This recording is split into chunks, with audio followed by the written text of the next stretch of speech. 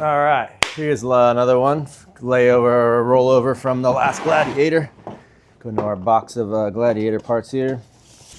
Pretty easy one.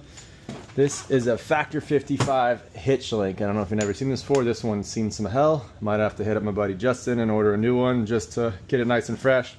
But anyways, it's red, it's perfect. Works with the little accents on the Rubicon. And the nice thing about these guys is you definitely want to lock them because they're a little pricey, so someone might try and steal one. It's happened to me. You just drop this guy in there.